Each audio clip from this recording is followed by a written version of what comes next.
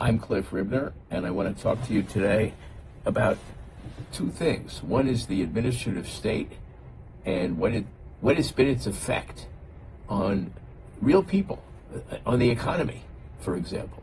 Because we know it infringes on freedom. The administrative state is all these bureaucracies in the federal government that control every aspect of everybody conducting business.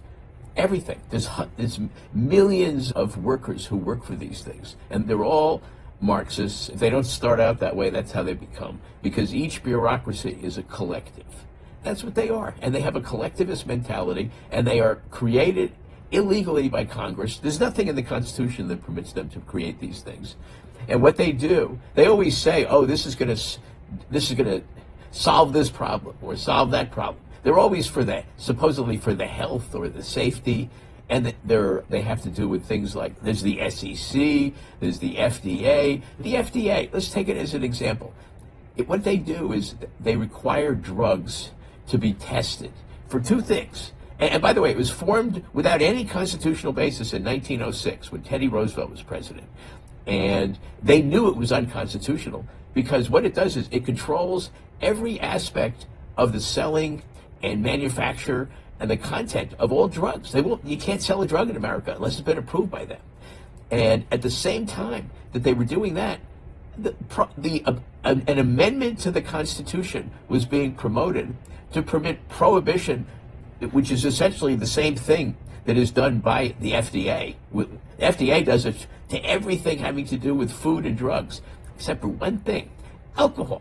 They thought they needed a constitutional amendment to do the same thing the FDA does, just to prohibit alcohol. And that's what it did. It prohibited it. You just couldn't buy it. But the FDA prohibits stuff all the time. Any drug that they haven't approved is prohibited. That's the way it works with bureaucracies. Anything that is not actually approved by the government, you can't do. And you have to ask permission. And that's not the way America was supposed to be. What these things do is they control what happens in businesses. They control business decisions. They tell the owners and the executives of the business how to run their business, what they have to have in their products, how they manufacture stuff, every detail of it, and what the design of the products is. Everything, toys, the cars, forget about it. The number of bureaucracies involved there. That's why with cars today, in constant dollars, cost twice as much as they did in the 1960s. And in the 1960s, there was real variety in cars. I mean, they looked really different. If you go back and look at what 1960s cars look like compared to today, they all literally look the same. They all have the same shape because it's all dictated by federal bureaucracies. And they're made out of very thin metal because they have to comply with all these mileage requirements. In the 1960s, there were real bumpers on car. You could hit a car's bumper and nothing would happen. Today, if the bumper has an impact at about half a mile an hour, the bumper's gone and you've got to spend thousands of dollars for a new bumper. It doesn't protect the car. That's what bumpers originally did. They were chrome things that were on the outside of the car, and you could bump into them, and it wouldn't have any damage at all. And what we have now is just another plastic part on the outside of the car. It's ridiculous. What the FDA does, they test first for safety. That's always easy to prove. But then comes the really hard part. And this is why there's so few drug manufacturers, because it's so expensive. They have to prove what's called efficacy, the effectiveness of the drug. But it's not the effectiveness to real people. Like if they had like 2 or 3 people who took it and it cured their disease, that wouldn't do it. They have to do it on a statistical basis. So what they do is they have these tests, and half the people get the real drug, half the people get a placebo. And by the way they get people to do these tests is because the people in the tests, half of whom are getting a placebo, are desperate for that particular drug. They've heard about it somewhere, and they're desperate to take it, but half of them don't even get it. And basically, the whole process takes at least 10 years from the time it's invented. And while that's going on, the patent is running. And what happens is patents are limited in time. So what happens is after the drug is finally approved, if it's approved by the FDA and people are permitted to buy it, bearing in mind that while the whole time it was not approved, there were people who were dying to buy it. They heard about it, they had a disease of some kind, and they wanted that drug. But anyway, because the patent is partially expired, the manufacturer has a very brief window in which to get back the cost of the drug, and they have to pay for all those tests. But the way, as I said, the way they get people to participate in those tests is because those people are all desperate for that particular drug, which they've heard about. The whole process is hideous. It's like something out of Nazi doctor idea. Every single time a drug is approved by the FDA, that means that drug was available to everybody decades before, or at least a decade. And all the people missed out on it that whole time. The manufacturer has a very brief window to make back their costs. So what do you think that does to the costs? For us, very expensive. They have to charge so much more because they have this brief time before the drug becomes competing with competitors who are generics. Or they can copy the design for that drug, right? And they can just go to the copyright place and copy it. The whole process is hideous, and they knew it was all unconstitutional at the time the FDA was created. That was the reason they knew that they had to get a constitutional amendment to have that kind of prohibition for alcohol. So it wasn't like they didn't know this. But anyway, they just went ahead and did it. And all of these administrative agencies are utterly worthless. Basically, the FDA just increases the cost. They're all based on the assumption. The FDA is a good example. It's based on the assumption that the creators and manufacturers of these drugs are basically interested in killing everybody. That they'd be happy to sell the drug if it wasn't safe and effective. It's just nuts. It's this Marxist notion that businessmen are evil. That's literally what it's all based on, and that the government has to control them. It can't just let them sell their products and let willing buyers buy them. They have to have the government stick its nose in. And right now, while we've been having this government shutdown, that everybody's complaining about it, that it causes terrible problems. We've got the airlines that are all run by the government, or not the airlines themselves, but all the air traffic controllers, the airports.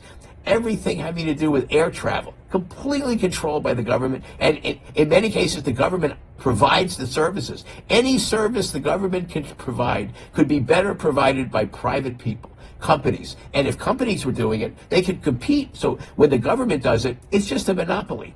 Anyway, I want to show you, there's real numbers that prove how the bigger the administrative state is, the poorer the economy does. And we've got actual numbers.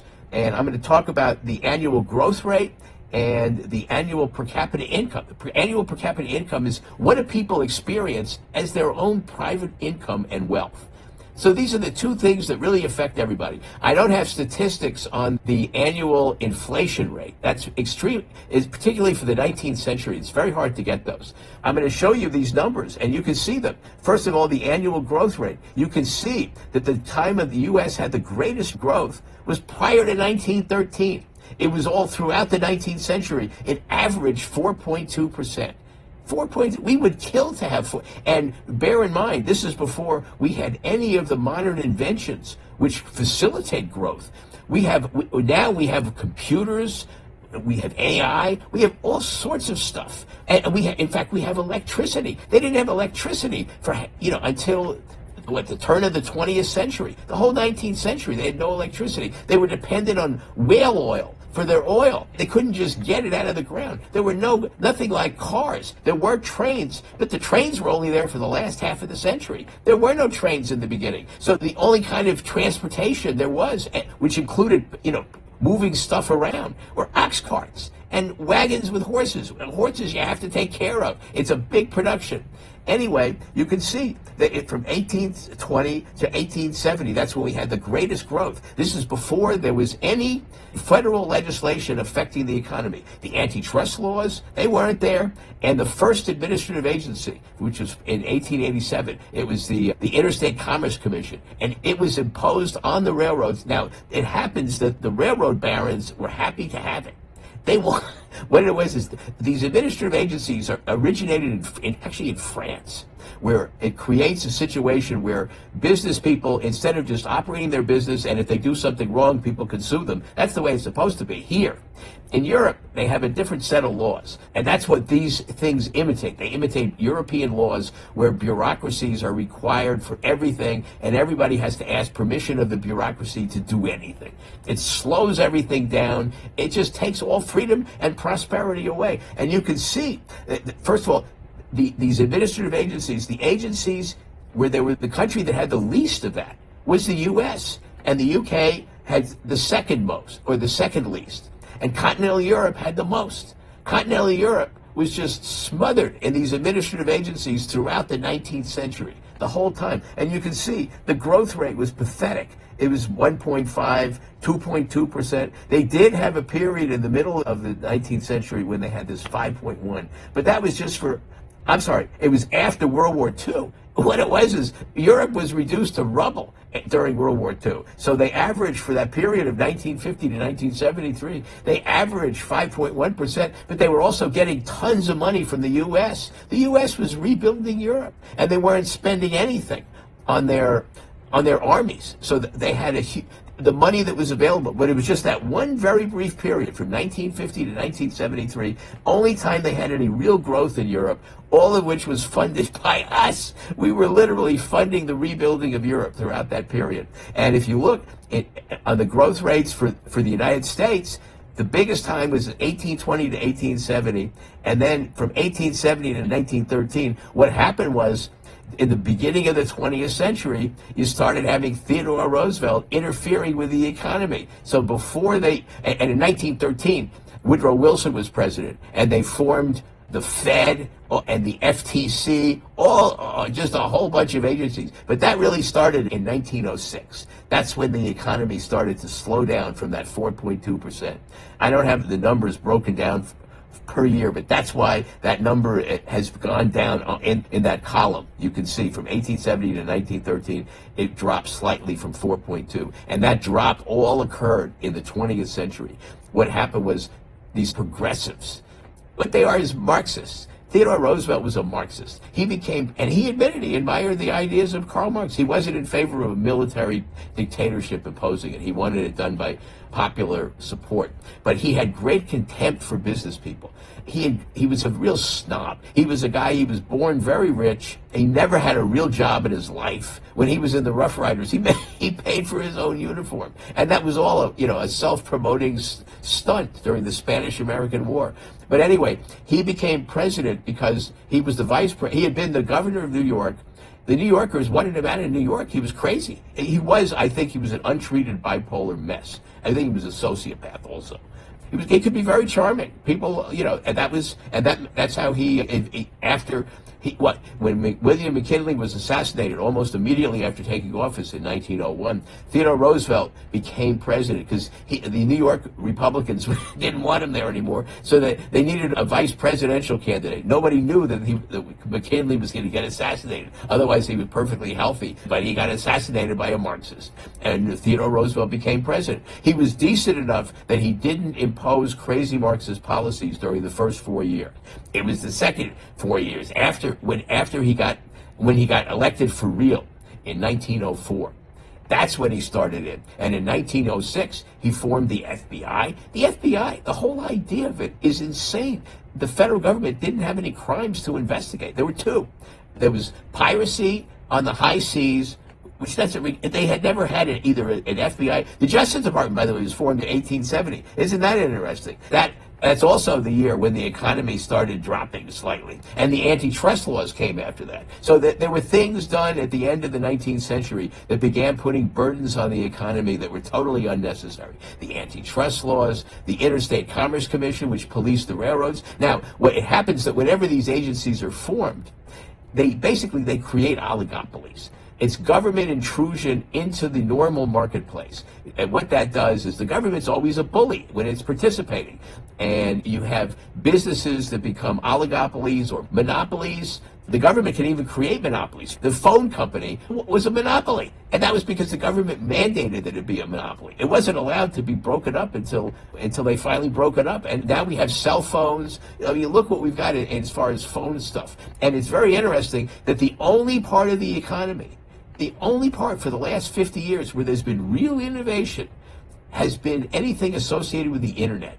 And there's two reasons for that. One is there is a minimal federal regulation affecting it, almost none. Obama tried to impose it, but Trump got rid of that. In fact, when the Interstate Commerce Commission was formed in 1887, the the way it's structured is exactly the way all of these other agencies are structured for dictating how each segment of the business world should be run. And by the way, having businesses pursue themselves as they want to is exactly what the revolution was fought for. It's right in the Declaration of Independence. When they say they were fighting for life, liberty, and the pursuit of happiness, that's what they meant by the pursuit of happiness. Running your own business and pursuing your wealth and pursuing, trying to make products and services that people would want. That's what they meant by that. This was supposed to be a nation of free businesses operating where willing buyers got to buy whatever they want from willing sellers. And if the sellers did something wrong, they could be sued under state law. Every state law has what's called tort law. And there's a whole bunch of them. Things like laws against fraud. If someone's defrauded, they can sue the business. Or there's just a whole bunch of them. And if someone gets hurt by a product, they can sue the business for that. And what they've done, there's two things that have been done. One is the creation of these agencies, which smother every part of the economy other than things related to the internet. And there's been an expansion of state law tort liability in several different ways. First of all, there's class actions where you get under original tort law. One of the elements of a tort always was that you had to be damaged enough to sue somebody. And what these class actions typically are is a lawyer decides, and it's always the lawyers promoting these things. They don't really have clients. In fact, class action lawyers brag that they don't have any clients. And what they do is they find something that some business is doing not quite right, where lots of people have, an insignificant damage, say 25 cents. So the lawyer, none of those people could sue because they're not damaged enough. It's an element of the tort. But what the lawyer says is, we've got a class. So we've got millions of these people with insignificant damage, and then they sue the business. And that's been expanded. Also, tort liability has been expanded in other ways. It's called strict liability and tort, where any product that harms somebody, even if it's misused, anybody involved in the manufacture and selling of that product can be sued. So they've basically socialized, anyone who gets hurt gets to sue a whole bunch of people. And that's basically all it takes. You just have to be hurt. It's not that those people did anything wrong, really, but it's called strict liability and tort. And under traditional tort law, the defendant who has to pay the plaintiff has to have done something wrong, either intentionally or at least negligently, but not just somebody gets hurt as a result of what he produced. And that's what this strict liability, so this expansion of liability under tort law with strict liability and class actions, that's been devastating to anybody who produces a product which is physical, where somebody could get hurt. You can't really get hurt physically by anything on the internet. You can get hurt in other ways, but what they've also done is there's a thing called Section 230 that Congress passed, where people can't sue internet companies, even if they're hurt by it. And all of that has permitted the internet to just flourish, in all different ways, new products constantly. If you look at these numbers, there's two things that are very important to notice. First of all, the decline of growth in the U.S. as the administrative state has expanded, and the fact that compared to the UK and continental Europe, our growth has always been much greater. The only time it was less was during that period, 1950 to 1973, when we were funding the growth, the regrowth, or the recreation of Europe, which had been reduced to rubble. And that's the reason for those numbers. And then after that period, of course, the growth in Europe has always been less than the US. And you can see the numbers yourself. But also what's happened is there's been this huge inflation. Like in the Biden administration, you can see the drop.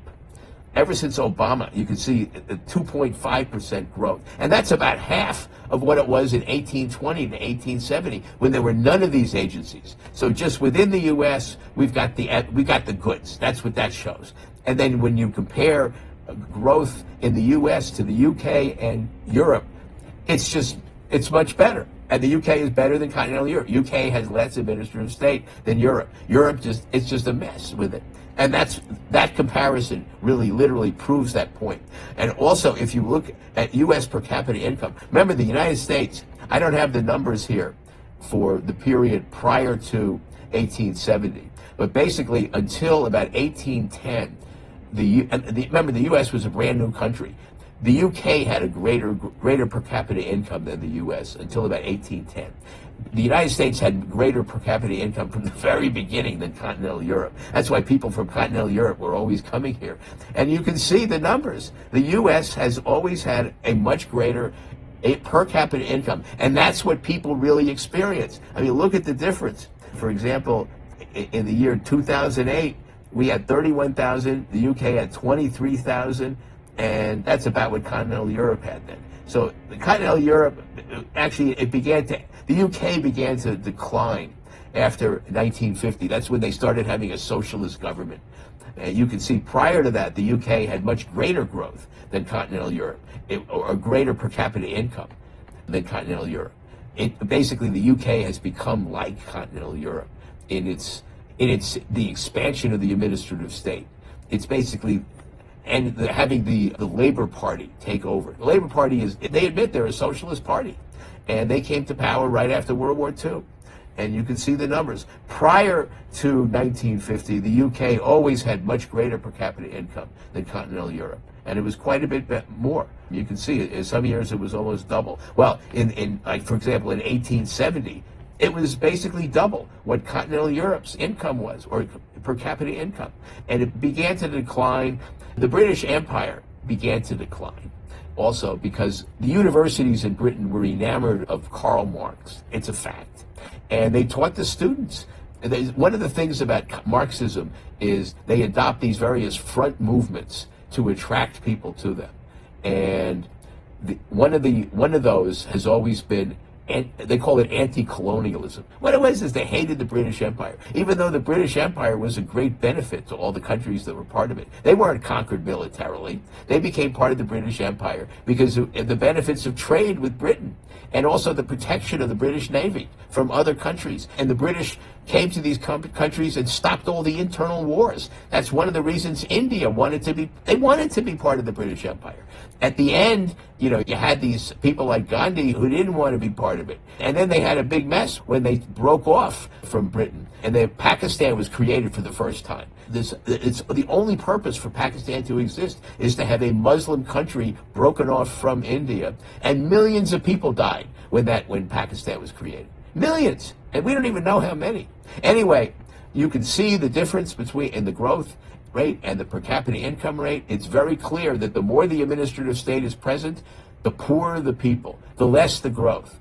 And that's why we should get rid of for that reason alone. It just doesn't do any benefit to the people. So why have it? It's worthless. All it does is it creates corruption in the society. I'm Cliff Ribner, and I hope you like this video. And if you do, please indicate that you like it and tell other people about it, and read my book and go to my website, cliffordribner.com. The book is Freedom's Last Stand. Thank you.